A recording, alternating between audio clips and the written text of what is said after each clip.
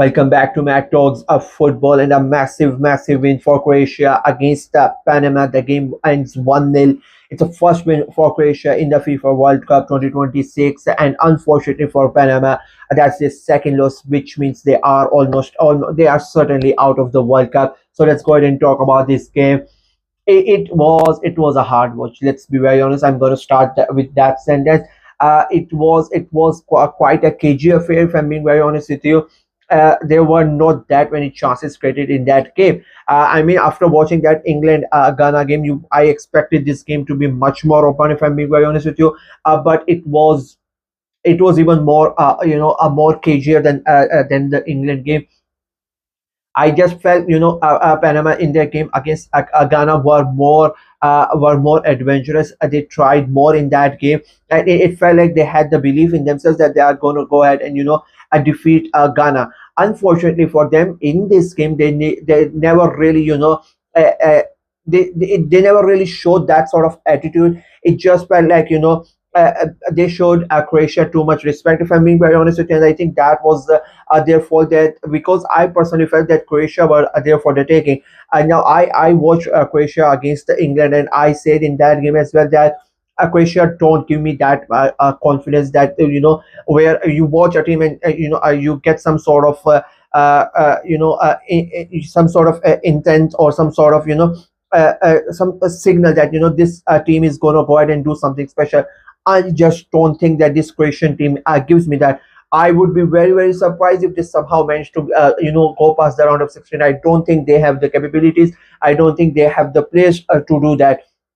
They're still not qualified. They're still a third in the table, and with the way the group has set up, I really don't think that they are going to be able to finish in the top two. I'm being very honest. The way that they've played in the two games till now, I'm not really convinced with them. And even today, they were playing against a Panama side who never really took a chance. That is why I'm quite disappointed with Panama's approach to this game, because, as I said, if you watch that game against Ghana, their first game, they had a real go, and they almost won that game, and Ghana made a comeback and got the goal. But today they never really tried. Panama, they were quite reserved. They just preferred to sit back, and Croatia have the ball, and they were not really even trying to hit them on the counter attack, which was, as I said, quite disappointed. And despite all of that, Croatia were not really able to take any advantage of that. They even though they had most of the ball, they really did not do that anything with it. They were really poor in possession as well. They were just giving it away. They did not create anything. There were no big chances in the game. It was a quite bland, and as I said, it was a hard watch to watch this game. It was a quite poor from both the side. I'm gonna say this, and I sort of, in a way, I understand why Panama wanted to go with this approach. They wanted to get a point out of this because of trying to get a point and trying to finish in that third place position, because this is still a chance that maybe they might somehow get in. With that eighth best third place teams trying to go in. I sort of get that, but when you play like a certain way and you were almost successful with that, you should go ahead and follow that. Unfortunately for Panama, they did not do that, and they paid the price for it. They barely created, Panama created anything, and they just sat back. And the same with Croatia. As I said, it was a poor game, and you look at the players that Croatia have had, and the Croatia have in this squad. You expect some sort of creativity, some sort of magic, something to come out from this team, and they have not shown that. Not even today, even in the game against England, people are going to say, they scored two goals and whatnot.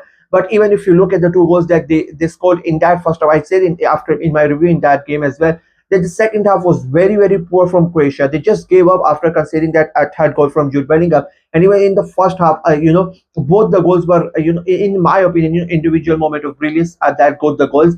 If you look at the team wise, they are not really creating anything. Their midfield is lackluster. There is nothing special from that midfield, and their forward line as well.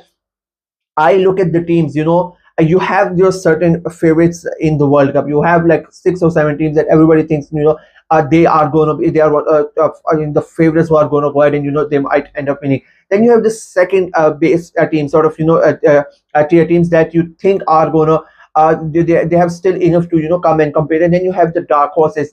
And I look at all the scores and all of that, and I then look at the Croatia squad. I would say, I would say that teams like Sweden, teams like Norway, teams like even Ivory Coast, and I can name so many other teams. Teams like Austria, even though they lost yesterday, these teams, I look at those teams and they have better players, and they, they put more fair in. If I have a choice, and if I have to pick between a Croatian team and a Norway team, or Croatian team or a Sweden team, I would prefer to pick a Sweden. I would prefer to pick a Norway, because they have players who are going to come in and who are going to kill the game in an instant. Croatia don't have that, and they never had it, right? But the thing was, the Croatian team of 2022 or 2018, who reached the final of the World Cup, they had that.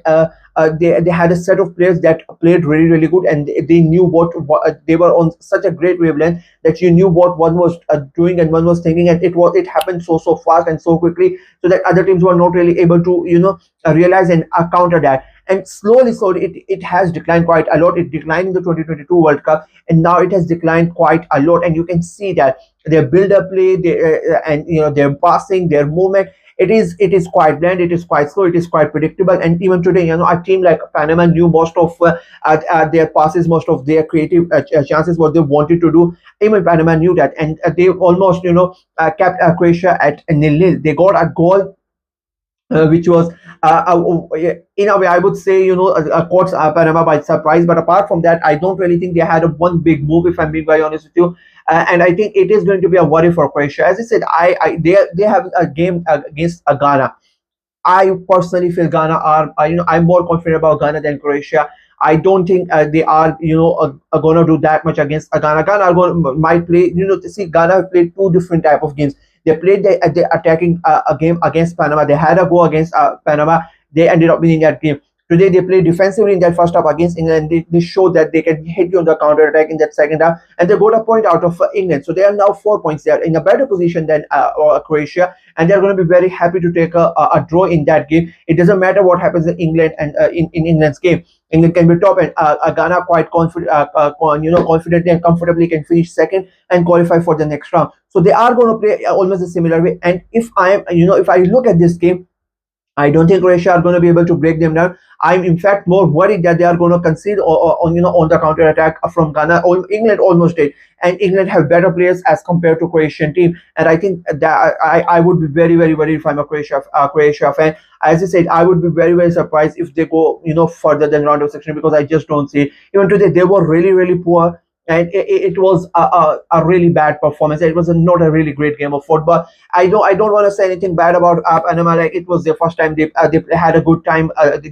They put Ghana under a lot of pressure. It was hard luck for them, and now they put Croatia under a lot of pressure. They frustrated the hell out of Croatia.